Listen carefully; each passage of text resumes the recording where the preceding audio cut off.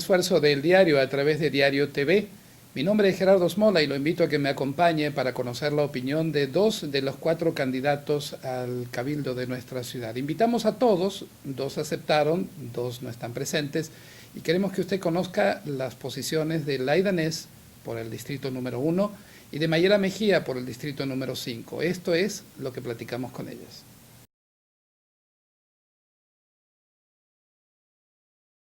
Continuamos, ahora es el turno de la candidata Laida Ness. Laida, who are you? Tell me about your life and your qualification. I'm a mother of 2 young girls. I've been living in El Paso for close to 12 years. I'm not from El Paso, but I chose to make El Paso my home. I've spent 22 years involved in social advocacy. I started off in women's advocacy, representing and helping women through the legal system who had been battered.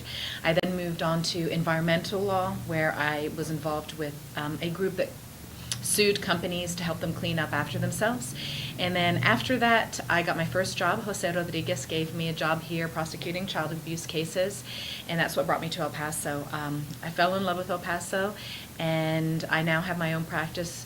About 40% of my practice is representing families and children in the abuse neglect system, and that's kind of one of my passions. I was recently appointed to the MHMR board, and so the mental health community is also one of the communities that I've been trying to advocate for.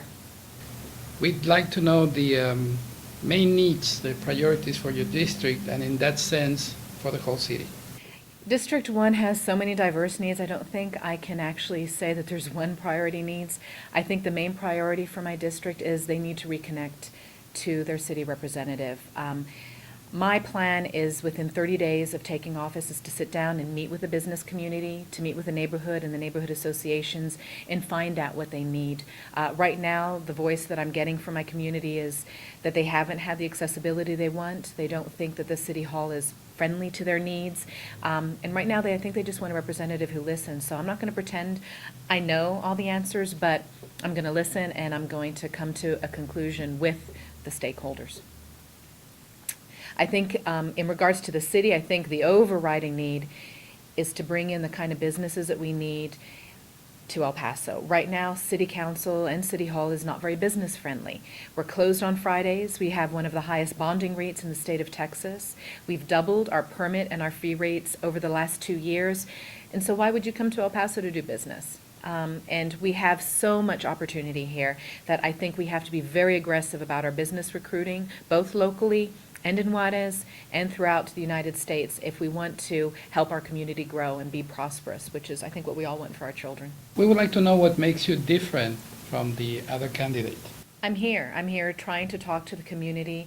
I've been accessible these past few months. I answer every phone call, I answer every email. I try to talk to as many people as I can in the community.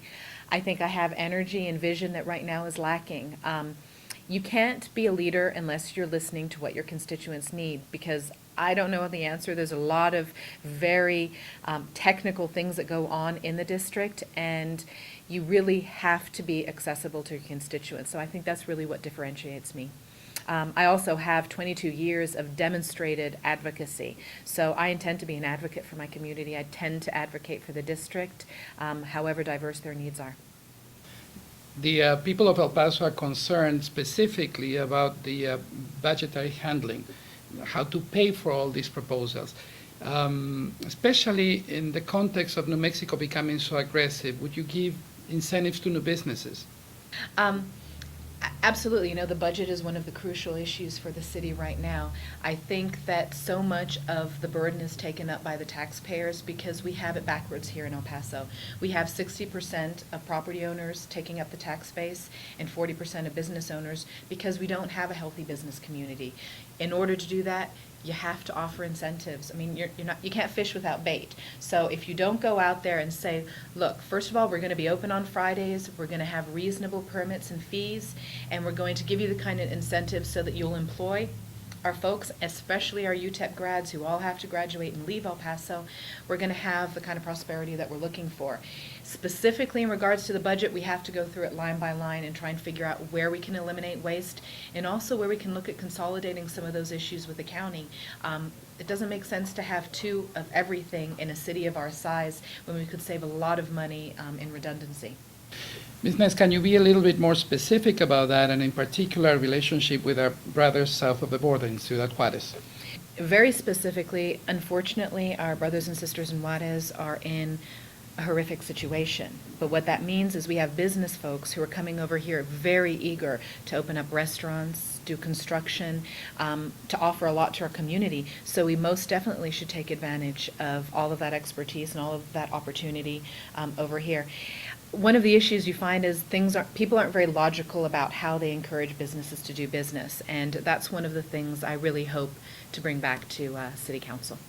We'd like to know your vision about the role of the city in immigration issues, in particular police and services that undocumented people may or may not receive. I do not support the unfunded mandate that's currently being discussed in Austin. I think that it's very important that law enforcement is here to do one thing. Law enforcement is here to protect us. It's to protect the community. And if you have people who are fearful of calling law enforcement, then it has the exact opposite effect. We don't have the money to do it locally, and I support Sheriff Wiles in his position that we need to leave that up to the federal government. We don't have the jail space, we don't have the taxpayers' money, and we need to make sure the police are able to do their job and it doesn't have a quashing effect where people aren't going to feel comfortable calling for protection. And finally, Ms. Ness, I'd like to know your vision for El Paso, say 10 years from now. I think I have the same hopes that we all do 10 years from now for El Paso. El Paso has so much potential. We have 250 historical sites that nobody knows about. We have the oldest mission, and everybody thinks it's the Alamo, but it's not. We have a beautiful climate, wonderful people, and we just don't sell it. I hope that when my daughter graduates 10 years from now from high school, she will be able to come back here, she will be able to find a job, she will be able to, after graduating from college, raise her own family here. And right now, there's no business opportunities. You have to be creative. You have to aggressively bring businesses in and promote the existing businesses that we have already here in El Paso. So every morning when I take my daughter to Mesita, I see those parents and I know that we all want the same solutions here for our children. And that's what I want for El Paso, just to be better than she already is right now. Esos son los puntos de vista de la candidata Laida Ness. Ms. Ness, thank you very much for coming. Thank you very much for the opportunity to be here and talk to people in my community.